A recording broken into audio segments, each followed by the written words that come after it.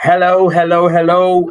Good evening, good afternoon, good morning from wherever you are in the world. This is the Grand Scale Motivation Show. I'm excited today to have you tuning in. And if you're going to watch this a little bit later, I definitely encourage you to continue watching this show because tonight we have a special guest, a very good friend of mine who has a great profile in um, the digital marketing space. Now, this man has consulted for companies in Silicon Valley. He does work for Facebook and Google, and he trains on digital marketing all over the world. He is a fellow vice president in 2020 for JCI, and I have seen him train on marketing in a big way. I know that one of the courses we have now that's running all over the world in JCI was authored by this man. It's called Engage, Empower, Grow, and people are going crazy about that training. And so you can imagine the man we have here. He's international in his reach. He hails from Beirut in Lebanon. Ladies and gentlemen, please help me welcome Mohammad Hijazi. Welcome, Mohammad. Thank you very much, my great friend Uno, for hosting me on your show. I'm very happy to be here with you, and thank you very much for the introduction. Thank you. Thank you. Thank you so much. A lot of people have been calling me. A lot of people have been asking me when and how they can watch this show today. So, because when I mentioned digital marketing, it came as a huge thing that they definitely wanted to know more about. And I think your profile also helped here. They could understand they're talking to an expert. So, thank you so much for accepting our invitation to come through to this show. So, let's start it the You're way we welcome. usually It's start. it's always a pleasure to have a conversation with you, and I've missed having to talk to you this year. Because of the pandemic and the coronavirus, face to face. So this is an amazing opportunity for us to have this conversation and engage people from all over the world. Yeah, yeah. So let's start with who Muhammad is. How and where did you grow up, and how did you end up in the digital marketing space? Please take us as far back as you can and give us a snapshot into your uh, upbringing, schooling, until where you are now. Okay, so I was born and raised in a town called Saida in the south of Lebanon. Not much, not a very remarkable town, not much going on. And once I wanted to go to college, I headed to Beirut, which is the capital of Lebanon, where most of the economic activity is happening. And you were here in January, you saw like it's our economic hub. And so I studied. I went to university here. I've been living here for 13 years now, and I actually was studying biology, and that as a pre-medical degree, which actually I also have. And in 2008, I was the first people or one of the first people in Lebanon to start a blog, kind of like a news blog talking about what's happening in the country, what's happening in the world, a bit about technology and all of that. And it was so new and foreign to everyone in the country back then that it was as if I had opened my own newspaper, because no one had seen that kind of um, information or a dedication to user information that is not a proper media channel. And so it was being picked up by international media, it was being picked up by local TV channels, because it was so new and it was a very foreign concept. And from that, I started seeing that, oh, people are starting to use social media, but they don't really know how to use it in a way to change their life. They were using it in a way to communicate with their friends, and Facebook was just picking up in this region in 2007, 2008. Twitter was barely a thing. There was no Instagram. There was nothing that people could easily use to communicate. People were still calling on the phone, which seems to me very foreign right now. So I decided to start doing workshops and conferences to teach people on how to use it to improve their lives, to change their lives to the better, not just as a tool for having fun. And once I started doing that, I created an initiative in the university, the American University of Beirut, where I used to study, to do these sort of events and conferences. And it got really, really a big impact, and we got a lot of participation, from politicians, from teachers and professors, and from businesses, because everyone wanted to start going digital, but no one knew. There were no courses at any Hmm. university or school level at that point. Hmm. So we were even getting the international attention. We hosted the technology advisor for Hillary Clinton back then in around 2011 here in Hmm. Beirut, where he was discussing how to use social media for political advocacy, and you could see all the different ambassadors and politicians attending, and this was something that we were hosting much, much earlier than anyone else. We were doing conferences related to how to use social media for business, how to use social media as a professor in university. We trained students at the business school. So we're doing a lot of different activities. And then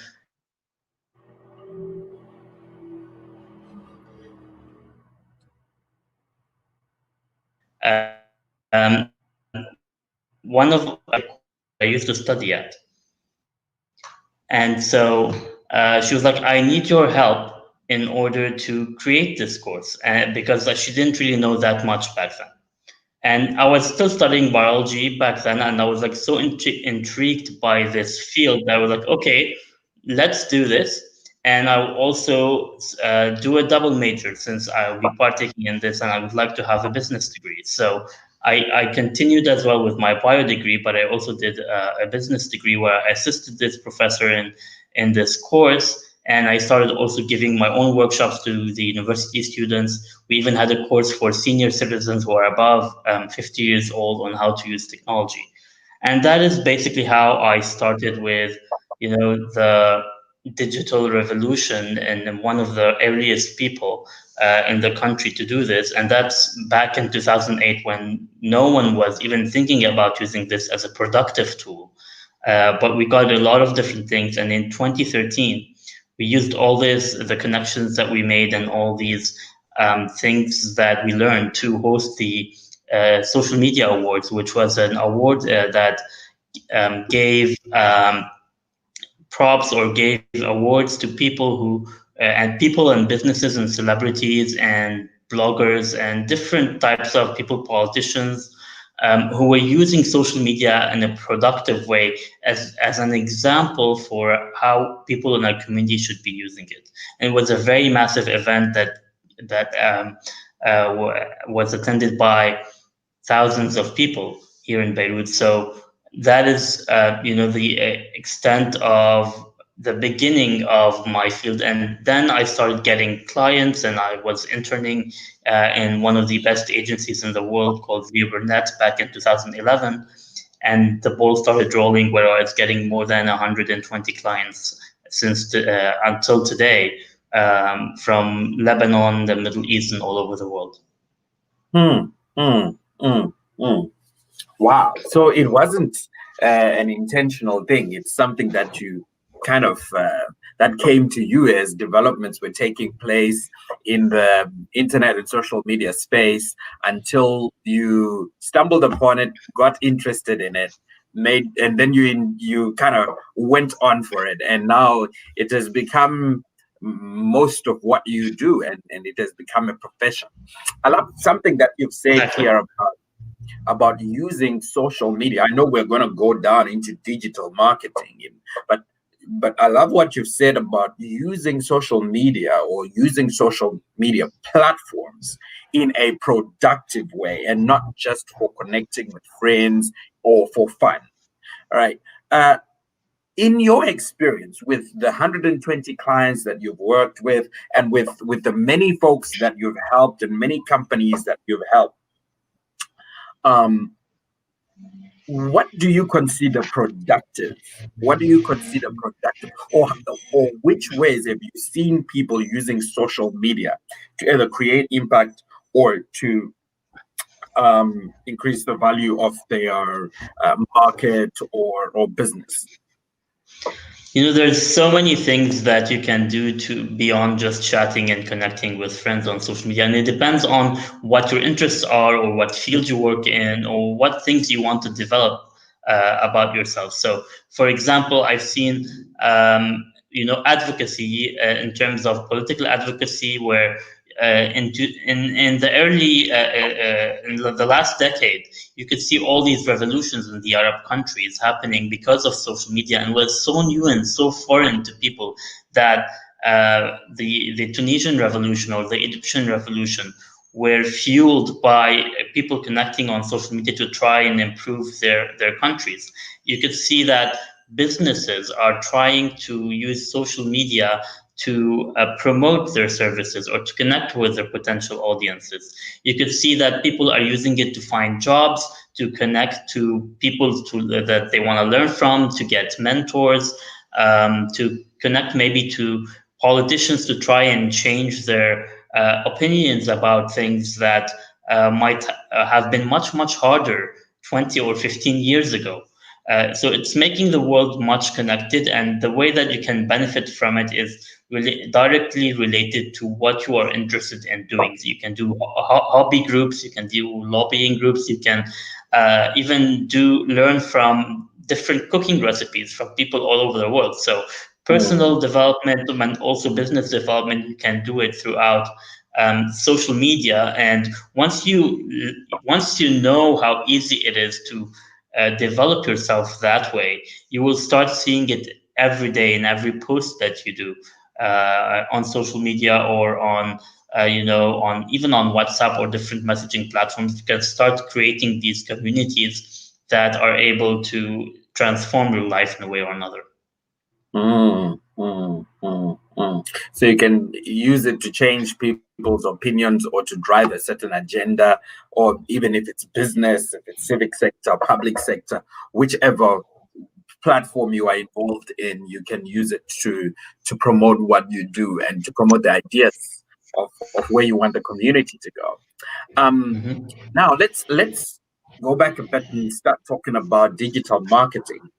And I know it's a broad subject, but I want you to simplify it for the startup entrepreneur who has not studied marketing but wants to use marketing tools to make sure that their business is out there and they are able to sell their products or services across the world. So, what is the difference between digital marketing and the traditional marketing that we've always known? And maybe let's start from there, and then we will go Yeah. even. Okay, so 15 years ago, marketing was not available for most businesses. It was only available for businesses that were able to shell out hundreds of thousands or millions of dollars in order to reach audiences. And there was these types, very limited types of marketing, which is, for example, TV advertisements or print advertisements in magazines or newspapers, or radio ads, billboards on the streets, on the highways, things like that. And then you could also do flyers and posters, which were generally the least effective.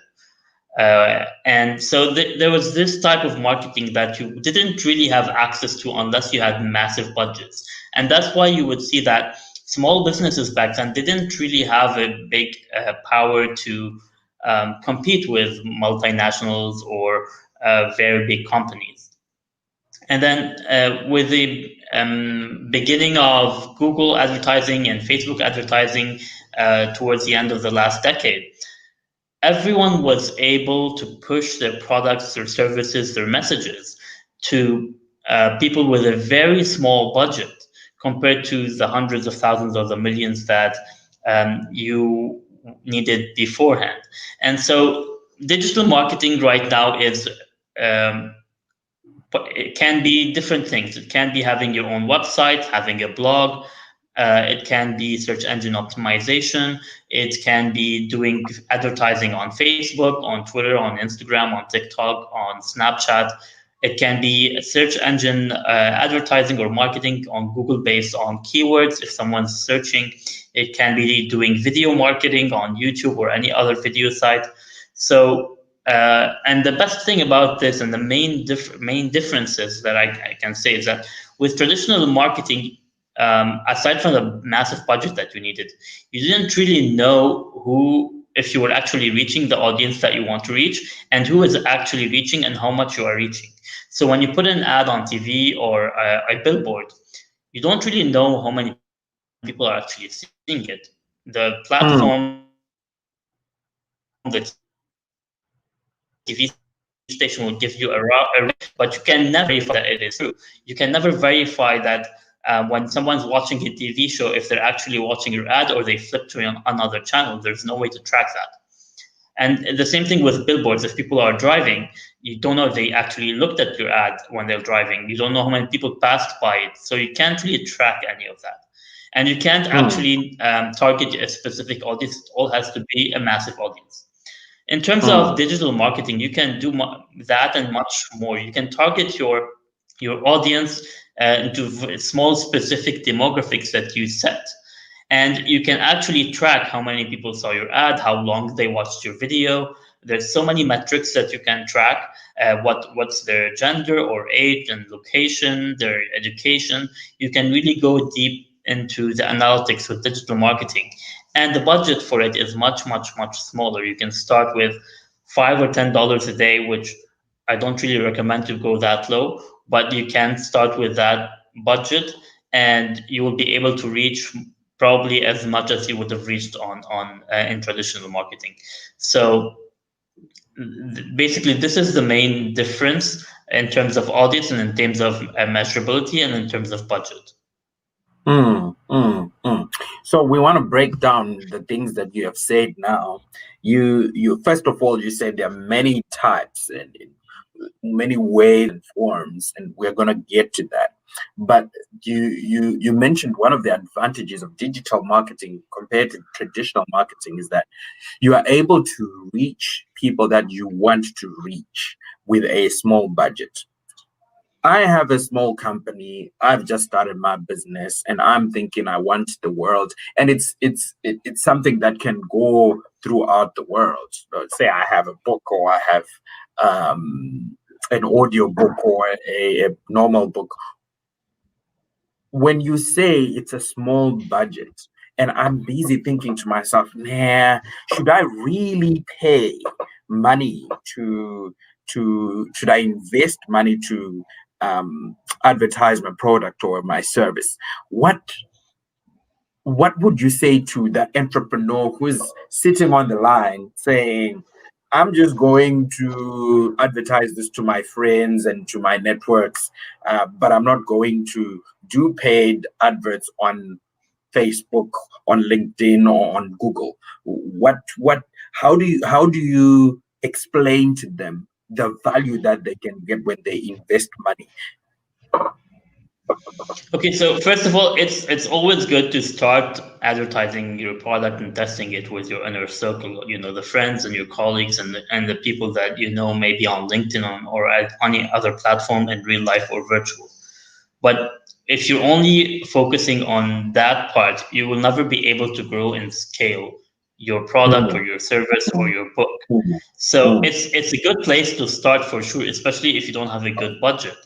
But mm, it's going to be very hard for you to scale because these people are buying your product or your service mainly because they are your friends. Maybe some of them feel obligated, but they will not maybe get the most value out of it if these are not your actual audience, so people who will benefit the most out of your product or service. So it's very sad if an entrepreneur has put all this work into producing this product and then no mm, one knows about it, right? mm, People might be searching for it, but they can't find it, or they're not aware about it. So generally, in business or in entrepreneurship, the marketing budget for your product should be at least 25% of your operating budget in order for you to get to scale and to get orders and to get people on board. So mm, if you are spending, let's say, $100,000 or $50,000 creating your product, then out of that 50,000 or 100, out of $100,000, for example, you need to put $25,000 as a marketing budget to ensure, and that is the industry average, to ensure that did you say enough people, 25%? yeah, 25%, Okay. in Okay. order to ensure that your product is out there and people are trying to are finding about it. And we can talk about a bit about numbers later on, but it's really important, because if you have invested so much into inventing or creating a product or a service, and you're not able to reach all the audience that might be interested in this, then Mm, how are you going to grow, how are you going to make money? And it's known that usually with startups, within the second or the third year, you will not be able to break even or even make profit. So mm, the only way that you're going to do this break even is to scale quickly enough where the amount of money that you're spending in product development and the amount of money you're spending in marketing and every other cost that you have is less than the amount of sales that you are doing. And in order to mm, achieve that, you need to reach more and more and more people every day. mm, mm, mm, okay. So now I guess if you are there, you can tell that I need to invest at least 25% into marketing and advertising, because I mean the entrepreneurship game is about getting, it's not just about creating, it's about getting your product or service into into the hands of those who need your product or service. Now that I understand, and I would say no, I'm going to make sure that it's part of my budget, this thing. How then do I decide? Because you mentioned a lot of things. You mentioned that you could use a blog, you could use search engine optimization, video marketing. You mentioned something to do with Google advertising, Facebook advertising. How do I choose the platform that works best for me and my business? And after that, how do I measure the success of whatever platform that I am choosing to to work with? Okay, so even before you try to decide which platform you want to work on, you have to know who your audience is, and this is Mm, probably the biggest mistake that most brands and businesses do. mm, They would be like, they just go on social media, they put a post, and they think that everyone in the world is their audience, everyone in the world is going to buy their product, which is in mm, fact not true. And even with any brand that you think might be very, very mass, it's mm, not going to appeal to 100% of audiences. And I'll give you an example. Think of Coca Cola. Coca Cola, you would think that everyone in the world might buy it, but then you would see that maybe there's a segment that is not interested in junk food or sugar. They're only interested in healthy food. So even no matter how much budget you put to advertise to that audience, they're never gonna buy from you, right? So you're spending your mm, money, or you're wasting your money on that type of audience.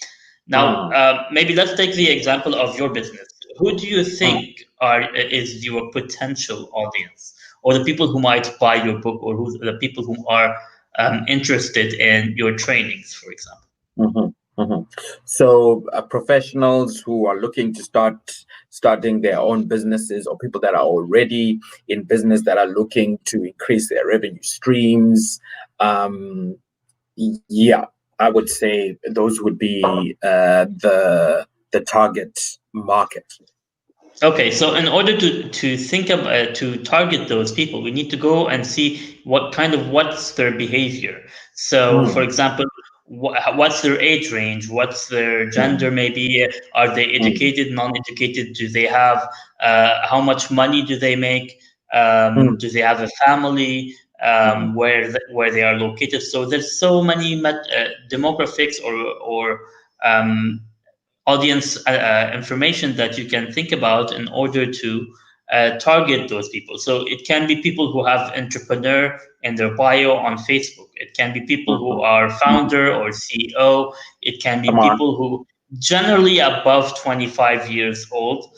There are some Mhm, exceptions for sure, but generally they need to be educated, maybe are currently in university or have graduated. Definitely, as I said, there's exceptions, but you want to go with the mass mm, view. So once you pinpoint all of these different metrics that you mhm, think your audience has, you need to see where this type of audience is.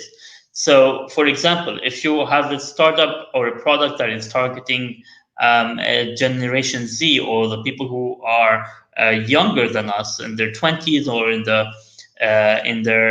teens, then where are you going to promote that product? It's definitely not going to be on Facebook, because Facebook now has the older generation and right. the retention of the older generation. So where would you Mhm, go? You would go to TikTok or to Snapchat, for example, where most Gen Z people are, because they don't want to be on Facebook where their parents are, all right? right. You can go on Instagram because Mm, they're using it much more. If you want to target, for example, older people who are 30s, 40s, those people are right now are on Facebook, and so you're more likely to reach them there. If you mm, want to target professionals, you can use platforms such as LinkedIn, but also LinkedIn is very expensive to advertise on, so you can also test with Facebook. If you have mm, specific keywords for your business that generally are not too expensive, you can try to do Google ads, where when someone is searching for example, for a motivation book, then your book will show up in the number one result in the search because of the ads. So depending on where you think your audience is where you choose the platforms that you start with. And mm, again, you shouldn't be in all the platforms, especially if you're a small business, because it's going to right. be exhausting. It's going to take Mm, out a lot of money out of your budget. mm, mhm, It's You need people to run it. It's going to be a very mhm, big headache. So focus mm, on one or two platforms where your audience is, and then once mm. you grow and scale, you can move into other platforms. That's very good advice. That first of all, you have to look at the audience that you're looking at, and you have to describe that customer that you are looking to target, and then only then can you invest in a chosen platform. And I like what you said about your audiences are in different spaces, and depending on who you're targeting, then you have to decide which space you're going to use for your And advertising.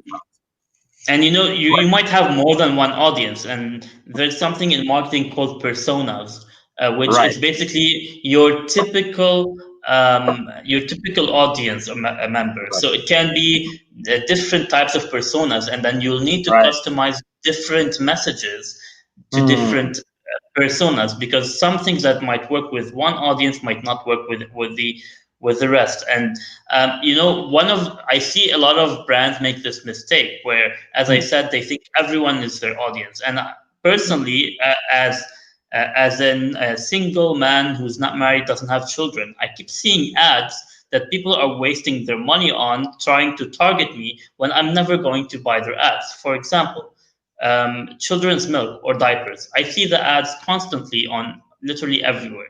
But I'm not married. I don't have children. Google, mm, Facebook, literally everything that I do online, every platform knows that. And you can do that with the targeting, and yet I'm still seeing all these types of ads. So these brands, and mm, especially these small businesses, are wasting mm, their money targeting me. And the funniest thing I've seen was very recently was I kept getting video ads for tampons, which I mean is the easiest thing to turn off. When you're doing the targeting for your ad, you just turn off the mails, because why am I ever going to buy tampons? mm, And they're wasting literally half their budget, because if we're assuming 50% female, 50% male are the people who are using social media, they're mm, literally wasting half their budget. So mm. this is one example of how you can, try and save money when it comes to your budget. Instead of spending thousands of dollars, you can spend half of that. Mm, mm, mm, mm. Thank you very much more for that.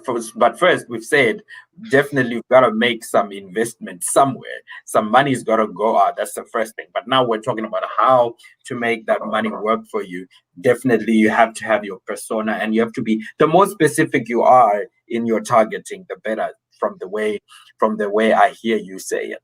Now, the next question comes to the messaging that you put through, right, on social media. There is a difference, and I see this many times. There are people that I just ignore because it feels like a sell, like it's like a direct. I want your money. I give you a product, like a man on the street.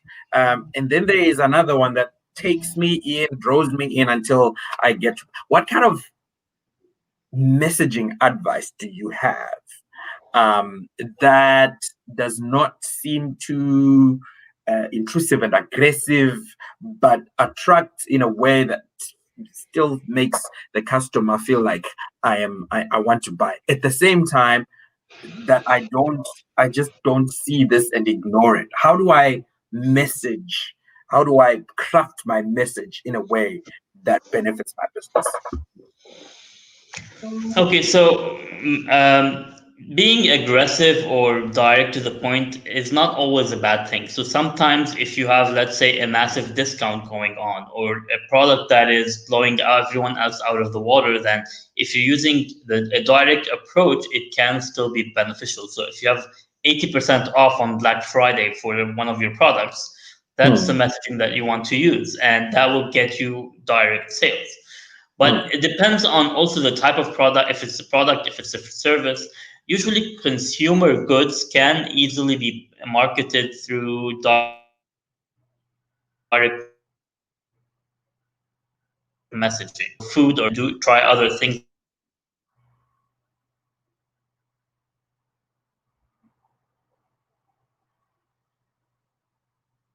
Sorry, I'm losing you there. Sorry, Mo, can Yeah, you hear me? yeah, I I can lost, hear I, you.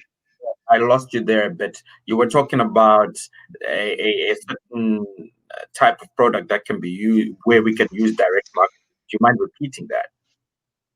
Or direct messaging, I think. So I was saying that. Yeah, so what I was saying is that for consumer goods, messaging works when you're showcasing your features, when you're showcasing if you have discounts, or things that people are not doing, or if you're showcasing, things that people really want to buy. But if you're trying to sell things that maybe have a high competition on, or things that are not consumer goods, that are not very concrete, like ideas or books or training, or if you're doing B2B things, then business to business things, then you have to have a different approach. Um, Hmm, Now, definitely, the key thing about your messaging is to have a content plan. You shouldn't be advertising directly all the time. So, if you're having your hmm, Facebook page, you shouldn't be posting direct messages 100% of the time. It usually hmm, should be actually 30% of the time where you engage in direct marketing. And hmm, the other 70% of the time, you can talk about different things. The important thing is for people to feel connected to your brand. And how do they feel connected to your brand? hmm, When you are adding value to their life. Right. So if you are sharing maybe interesting articles around the industry that you are in, or giving them tutorials, or giving them hints or quotes or news about things that are happening around you that is related to your industry.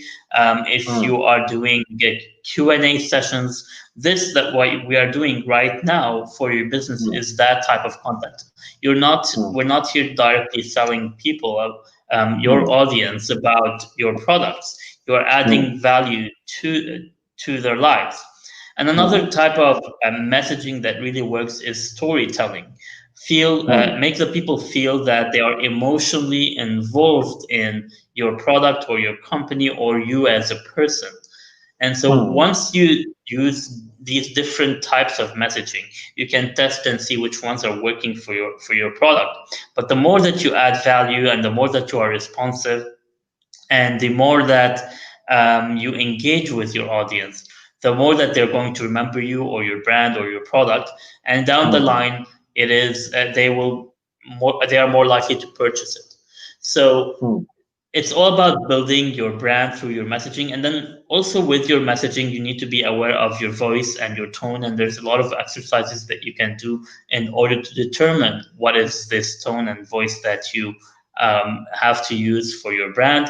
It can be things like which language that you want to talk with.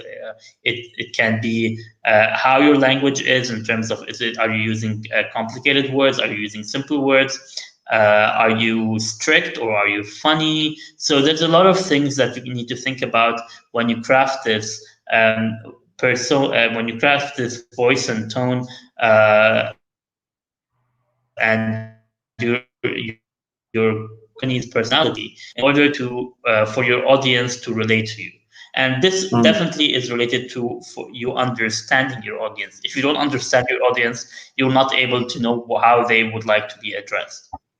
mm. Great answer there about the messaging. So 70% is in your enhancement of brand, and then the 30% is direct. I'm telling you what I've gotten, how good it is for you. I love that. Now, there's a question here about analytical tools that you use to measure the success of your investment in advertising and so forth. Maybe tell us a little bit more. Say I zone into, you mentioned three. Give us the top, um, highest, uh,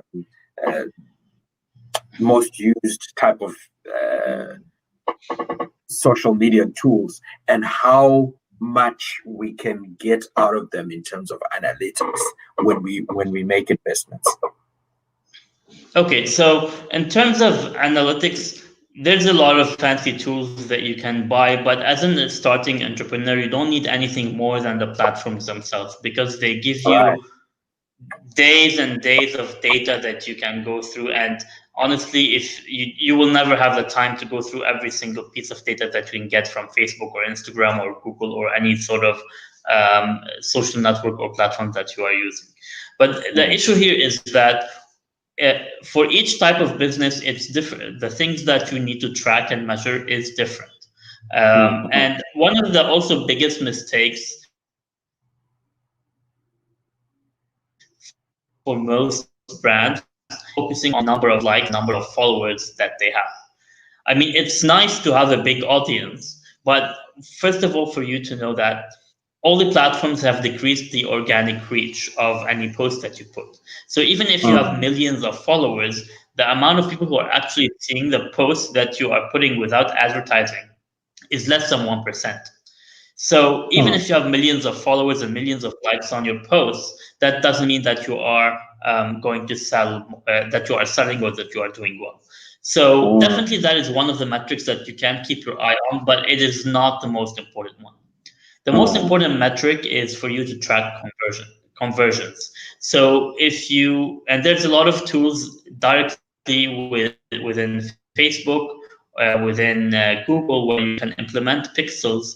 They are called. You can put them on your website in order to track. If I spent $100 on Facebook ads, how many people are actually buying from my store that are actually coming from Facebook, or even from which mm, advertising campaign that I did. from which post do they come from. So this needs a little bit of technical assistance from a developer who helped you with the website. But once you have that set up, you can even ask Facebook to only advertise to people who are more likely to buy your product, and you only pay once that person purchases a product. That is definitely going to be more expensive than if you are boosting it generally to a bigger audience. But then you make sure that if I spend $5 for this customer, I'm making, let's say, $30. So it's a win-win situation. On the other hand, if I'm spending $1,000 on a regular campaign without conversion tracking, I can't be sure if even one of these people, the millions that are gonna see my ad, are going to buy. So conversions are very, very important. Also, the audience sentiment is something that is very important to track. And when I say sentiment, it means that are they positive or negative on your page? Do they like your product? Do they don't like your product? Are we receiving more positive comments or negative comments? Because you will need that information in order to improve either maybe your customer service or your product itself or your approach and messaging. So if you don't take that into consideration and you keep doing the same thing over and over again, even though you're getting so many negative comments, then you're not really learning from and you're not analyzing the data that you're receiving from your audience. So conversions is important, sentiment is important. Definitely engagement and likes and all of that will give you a bigger amplification, but that is not the only thing that you should be measuring. And also, it depends on, again, your product. So if how many people are going to your website from social media, how many people are putting items in the cart. For example, if you have an e-commerce platform on Shopify or things like that, and you can integrate that directly into Facebook or into Google. And so it depends really on the product, but I think the most important thing to focus on is conversion, especially in the later stages of the startup. In the beginning, you want to track maybe awareness. So you want to see how many people are getting exposed to my brand. That doesn't mean that any of them are going to buy, but how many people are getting exposed. But in the end, it all goes down back to sales. If you're not selling, you're not going to be able to sustain your business. They're very insightful what you've said, because we could spend a lot of time just looking at who has liked, who has commented, how many times is this being shared. But if it's not improving my bottom line, it's useless, and it doesn't matter if I have millions. And I love the point that you've raised now, that just because you've got millions of followers doesn't mean all the followers are seeing the post that you are posting now, because the reach is now low. These companies want you to pay for them to increase the reach of your marketing, which is pretty cool. So conversion sentiment. Okay, I like that that what you have said here. Let me see. There's been some questions and comments on here. Chiedza says, quite an insightful discussion. I started a scuff side business some few years back, and my greatest hurdle has been promoting it. The product and pricing were easy to navigate, but the placement and promotion, a tough nut to crack. I have seen where I have gone wrong and hope to market on a platform my target audience is. Fantastic, Chiedza. Yes, indeed. And that's exactly why we are here, so that we get to, see that. How effective are these social media analytic tools is, I think, something that you've already answered here from Tiamo. Another one is very helpful answer about analytic tools. Thank you. I think what I'm getting is that the ones that are existing on normal social platforms such as Facebook is good enough.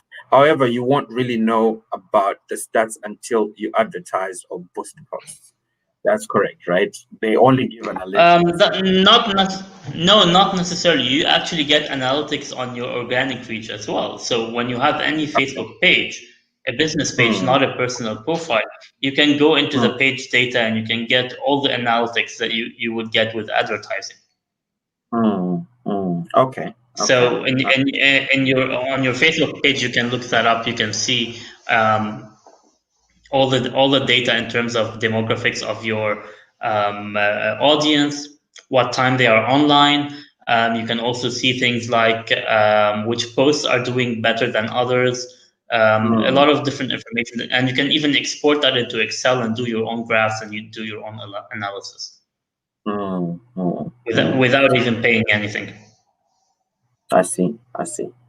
Right. You mentioned that back in the day, having a blog, when you opened your blog, 2007, 2008, it wasn't a very common thing. Now there's millions and millions of blogs. People are opening blogs every day.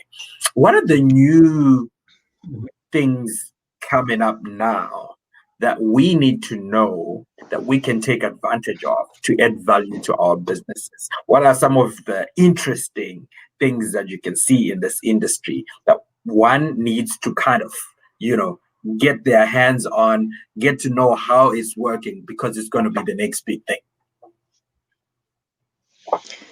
Okay, so this is actually something that I've been struggling with personally because there's so many things that Mm, come up every day. And for me to actually download that app or sign up for that new social network is very overwhelming because there's already too much. But then I learned that I have to be on top of all of these things, otherwise I'll be late um, uh, to the hype or late to the trends.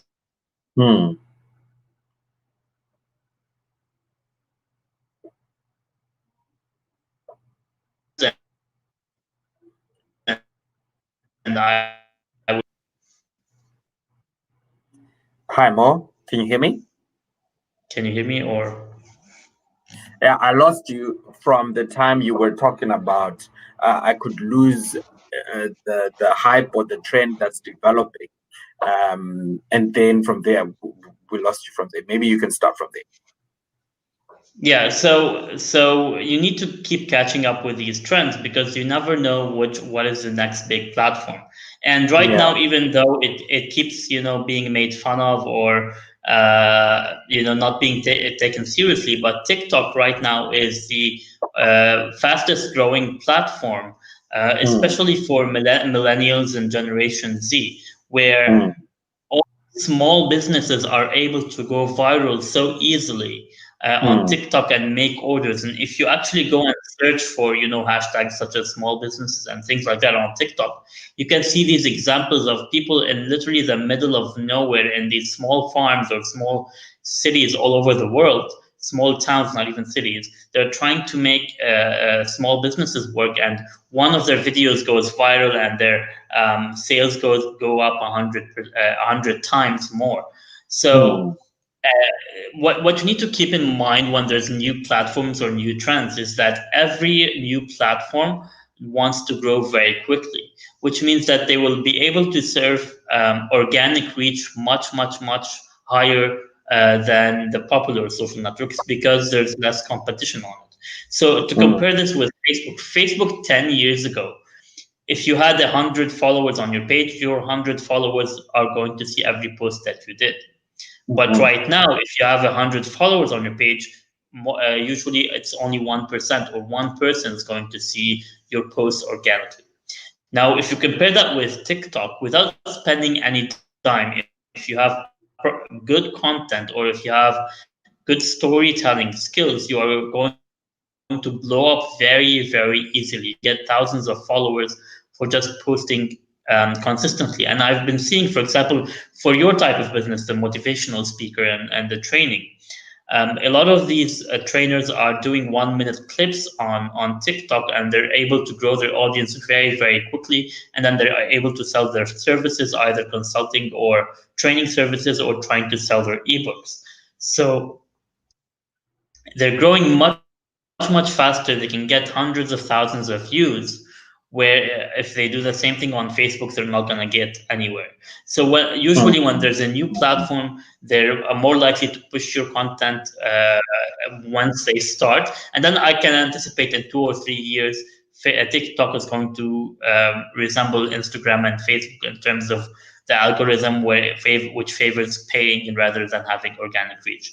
So it Yeah. really serves you to look into the new trends and into the new platforms because it's easier to scale on new platforms with that have a sizable audience rather than the big multinational, corporate platforms such as Facebook and Instagram and WhatsApp and all of these platforms right now. Mm, mm. That's very useful for one to know. Now, seeing that these guys, the Facebooks, TikTok, these social media platforms keep changing their algorithms in a way that profits them, what can I do to own my following? What can I do to have a platform where I can directly link to people that are interested in my stuff? And how can I grow that following for myself so that when I use these platforms, I'm only using them to add to the people that already follow me, that are loyal customers that I can go with. That's the first one. How do I get to that so that I'm not controlled or my business is not dependent on me paying these people? Okay, so I don't know how we can get about it very much without paying people like Facebook and Google Yeah. because they dominate and they have all the audience. Now, for sure, you don't want to be 100% reliant on them, but you can't really avoid them because you're either going to be doing TV ads or you're going to be doing digital ads. However, there are ways where you can be able to control more of your audience than, let's say, if Facebook is down to Mhm. tomorrow and you're not able to access your audience, or if it disappears for some reason. Yeah. You need to have your loyal audience in some way or another. And Mm. believe it or not, the answer here is a bit old school. It's about gathering data in terms of a mailing list Mhm. or phone numbers, like phone numbers where you can reach them either by text, SMS, or WhatsApp groups, for example. I see a lot Mm. of people do these WhatsApp groups for their businesses. They Mm. also do Facebook groups because Facebook Mm. groups for businesses or Facebook groups in general, they have much higher reach. So you don't really need to Mm. pay at all Mm. when you. But not everyone's going to be in your Facebook group unless they are loyal customers Mm. or they are interested in what you are in your brand. So it's harder to Mm. have them move them from a page to a group. But the Mm. surest way is to have their email addresses so you can drop them emails every now and then. And this is where you see it, especially with all these motivational speakers all over the world. They give these free webinars, but in order to attend this webinar, you need to put in your email address or your phone number in order to access it. And so with that way, Yeah. you have their email address. You can reach them. You can reach them directly into their inbox, or you can text them whenever you have things going on. This is one way to own your audience, and then Mm. also having your own website. Having your own website where people create an account and sign up and do all of that. That definitely needs a bigger investment because creating a website with the database feature and all of these things is not as easy as creating a blog. But on the Mm. long run, you will be able to own your audience regardless of whatever happens to the social media platforms that you are using. That's very interesting that you've said. So Facebook groups, WhatsApp groups, your own traditional mailing list, your phone numbers, your database generally is what you're saying is something that you can use to grow your following that will not be dependent on the more advertising. But at least once you've got them in, you know you're gonna get them in for longer.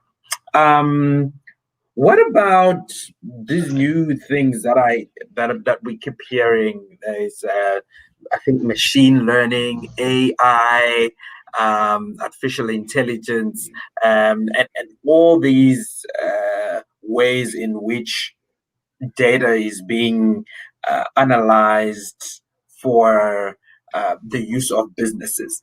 To the entrepreneur, to the startup, and to the small to medium enterprise owner, or even to the executive members, what should they be thinking about these things as far as business is concerned?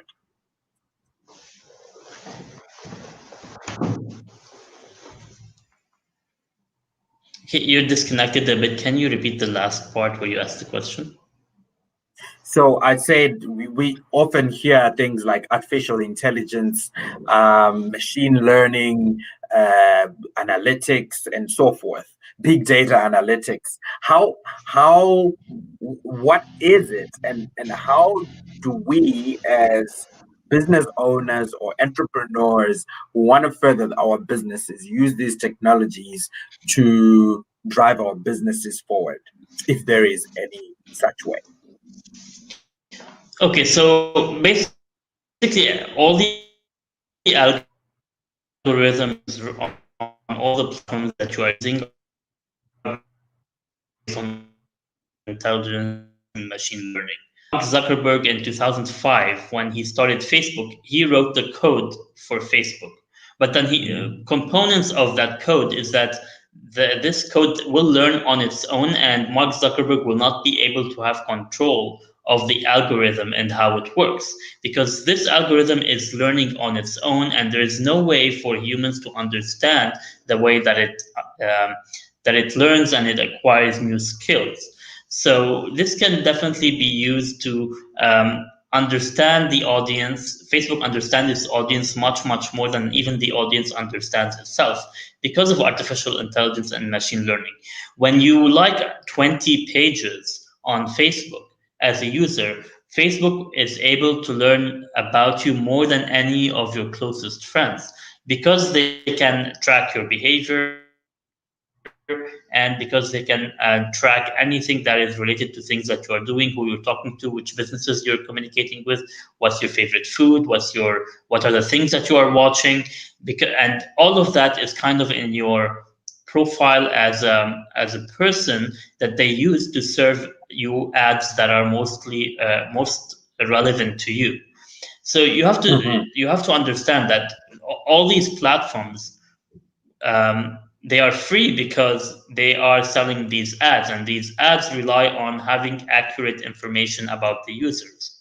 Now they're not actually selling your data in the sense of, let's say Facebook, or let's say a restaurant knows that me, as a person, I like this and that. But as a collective data that they are collecting, they can target me because they know I like pizza, for example. They just can't know that it is me, and they don't sell your data to the business in terms of emails or phone numbers or even profiles. They just show you the ads that are most relevant to you. And this is how Facebook and this is how Google and all the platforms work. And so once you understand these algorithms, if you read a bit more about them, maybe take a free course, you are going to be able to business and learn what things work with it and what things don't work with it. And generally, this algorithm changes every month or every day because it is artificial. They are learning new things. If you've seen all the hearings that Mark Zuckerberg has been doing for Congress in the US because of all the privacy issues and the election Right. issues that were happening, even he cannot understand what the algorithm favors, because it's an organism on its own now. You can tweak some of the things, but you can't control it because it's learning from the billions and trillions of data points that they are gathering from all these users around the world. So, for example, if you go on Facebook and you click on an ad related to clothing, then Facebook will start serving you more clothing ads because you clicked on something, you converted to one of the ads, and so they will know that you are interested in fashion or in buying clothes. And if you watch a lot of cooking videos, they are more likely to serve you ads about food or utensils or other cooking shows. And the same with mm, YouTube. mm, So this is mm, what the artificial intelligence is doing. It's learning as much as it can about people, and mm, all this big data is very, very fascinating.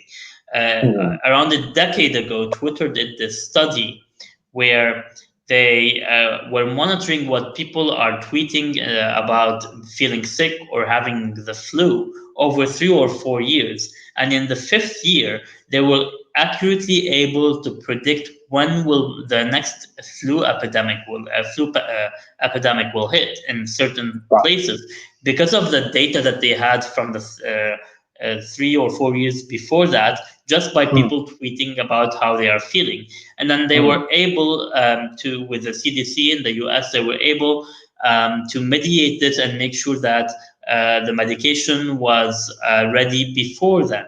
And they were trying to work on a vaccine for that as soon as possible in terms of the flu vaccine. So mm, there's so much that you can learn about big data. It's uh, Definitely it has business implications, but I can't really see right now for small businesses. It's a yeah, very big investment to go into.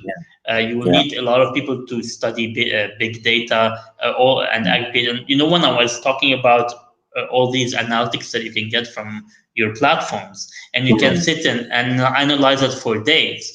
mm, For small entrepreneurs and small businesses, it's not realistic to think that they can integrate this because it requires a lot of resources and you can analyze a lot of different things from that.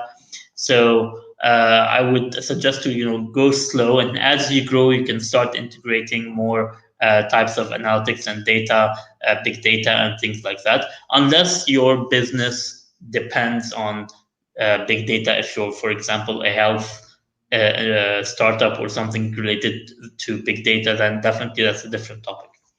yeah, yeah. Wow, that's fantastic. Thank you very much, Mo, for this information. Now, let me go to the last one. And I'm just going to leave it to you to give to us what you think, are some of the things that people can take note of in their posting, in their marketing, and in their whatever it is that's fresh, that's new, or that's not commonly said, but that could help um, entrepreneurs to get to the next level of their business. Okay, so I think the most important thing here is to treat this as a plan, to actually have a strategy and to set your goals in terms of what you want to reach with your digital marketing. And if one of the biggest mistakes as well is I see all these entrepreneurs or businesses, they tell their children to run their social media, or they hire an intern to run their digital media because they think that, oh, my child is very good with Facebook, so he can run my Facebook business account. And honestly, that's you're shooting yourself in the foot when you do that, because if you're Hmm. not willing to invest in the image of your company, if you're not willing to invest to reach your audience, then just don't do it, because you're going to embarrass yourself. I mean, unless you're a small restaurant, yeah, or a neighborhood grocery store, that's a different thing. But if you're trying to sell a product that needs some expertise to market, or you need to know your product well or your service, then you need to either learn it yourself, and it's not hard to do, or you need to hire someone, either a consultant or a full-time, because if you're not doing any of that, no matter how amazing your product is, if you're not doing marketing, you're not going to reach anyone. So make sure that you have a strategy, and you have someone who can implement that strategy, and it's very fairly easy. So even before you launch your startup, I would suggest, or I would recommend, that you take a couple of days to learn some digital marketing. You can find hundreds or thousands of courses that are free. Actually, the course that I'm teaching for Facebook right now is called Boost with Facebook, and this program is Hmm. designed for entrepreneurs and small businesses to learn how to use Facebook platforms. So those are Facebook, Instagram, or WhatsApp for Business, Messenger, and the Audience Network, in order to utilize them in a good way without spending too much budget in order to promote your business. And these courses are being done all over the world in all different languages, with different partners, and they are for free. So you can search Boost with Facebook. It's only a couple of days where you learn all the basics that you need to implement strategies on the Facebook platforms.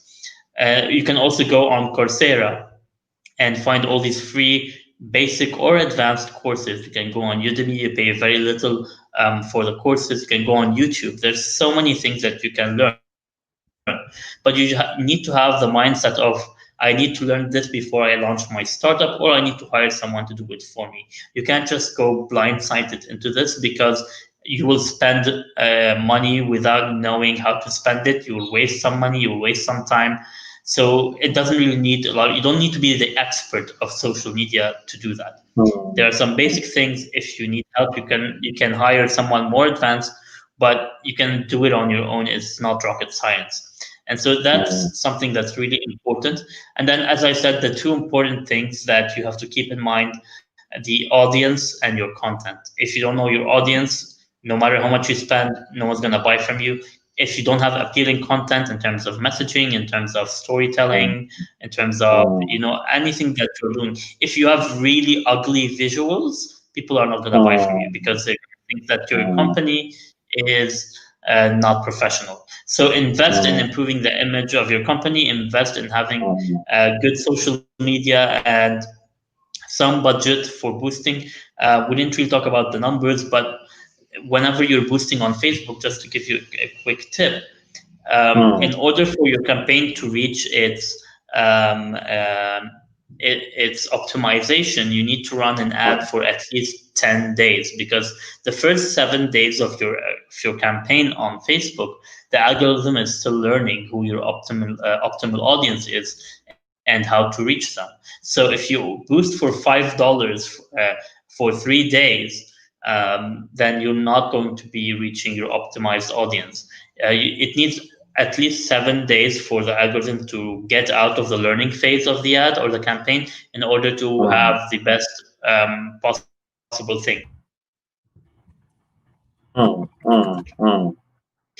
And then boosting, it depends on Africa and the Middle East. Facebook ads are still affordable outside of the UAE, the Dubai, and Saudi Arabia, because there's a lot of competition there. Everywhere else in Africa and the Middle East, and counting in Turkey and some parts of Eastern Europe, it's still very cheap compared to the West and US and Canada. So my suggestion would be, if you're running your first campaign, dedicate $100 for it, run it for 10 days, $10 per day, and see what are the results that you get. You don't need to invest hundreds of thousands, but it's also important to be consistent. So you need to be posting 2, 3 times a day, 2, 3 times a week, on most of the platforms. If you disappear for a month, then the algorithm will kind of punish you, because you're not posting a lot. And when I say they punish you, they decrease your organic reach. So your organic reach depends, and the thing that you're not paying for depends on a lot of different variables, where you are punished when you don't do a lot of things, when you post very rarely, when you post content that is bad in terms of visuals, when people report your profile or your page, when you don't get a lot of engagement. All of these lead for your organic impressions to be lower. So you always have to have high quality content. I know I'm saying a lot of different things, but there's a lot to talk about in this specific topic. So just make sure, I think my ultimate advice is, take a couple of days to learn the basics. It's not very hard, it's not rocket science. You can do it, and it will not impede your startup if you invest 2 or 3 days to learn all of this, and it's free. Yeah, yeah. There's a question here. You mentioned Boost with Facebook, and I think you mentioned Sarah. Do you mind spelling that or writing it down for our audiences here who want to know, so that they can get that free course? Is it Sarah you mentioned? Coursera. So it's course, Course. RA. So it's a course website. You can get courses from all the top universities in the world, and they do have um, uh, courses about digital marketing. Some of them are beginner and some of them are advanced. Boost with Yeah. Facebook, if you Google it, depending on the country that you are in. The program that I am doing for Europe and the Middle East is with Startups Without Borders. You can look them up. It's Mm. free program. We have versions in English and in Arabic, but this mainly geared towards refugees and low income or struggling entrepreneurs. But the same program is being run with different partners for different goals, and you will be able to find it in your own language as well. You can also go on the Facebook a business section, and they have all the courses that you can learn for free. If you want to get a certification, you have to pay for the certification, but you can get all the content and learn everything for free in the Facebook Business Help section. There's a lot of different things you can find there, and then there's also Udemy, Udemy, and then there's YouTube. For sure, you can find a lot of courses on there. Thank you so much. Wow, we are learning big time here. Um, I can type them up later on okay, you can also type them up in the later on. chat. I can do that once Um, I log in on my phone. Mo, now, thank you very much for all this time that you've given. And I think I didn't realize we're all almost like 1 hour and 10 minutes into this discussion because you keep Oh giving a wow. very insightful and deep info that you give to us. How do people get in touch with you if they want to, get assistance with their digital marketing and also just to learn more from you? Okay, so it's very easy. You can either go on my website, mohammadhijazi.com, the same way my name is spelled here, or you can find me on LinkedIn or on my Facebook page. You can just drop me a message there, and I'll be very happy to help you out with whatever you need in terms of digital marketing. Fantastic. And how much does he charge is what is being asked. I'm sure whoever it is who wants to contact you or you'll be able to give them a good grand scale motivation discount, most definitely.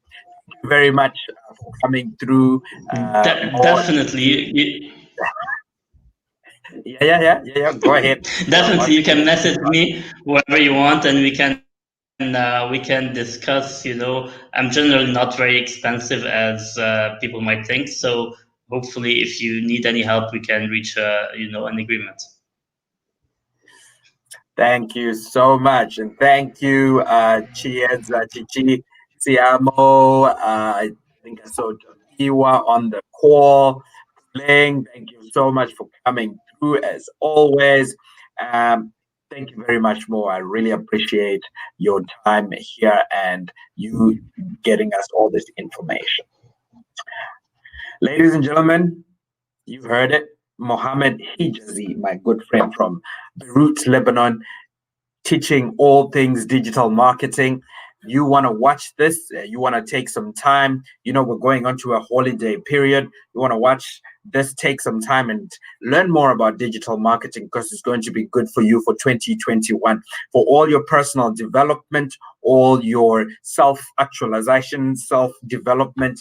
Please come to the Grand Scale Motivation Show. This show is going to keep coming every week, but for this year we're ending it now. We're going to meet next year, and there is much, much more coming and much more being prepared for the year 2021. But for now, good night, good afternoon, and good morning, wherever you are. Please stay safe, social distancing, put your mask on wherever you are, and please let's minimize our travel. Thank you so much. Much love from the Grand Scale Motivation team.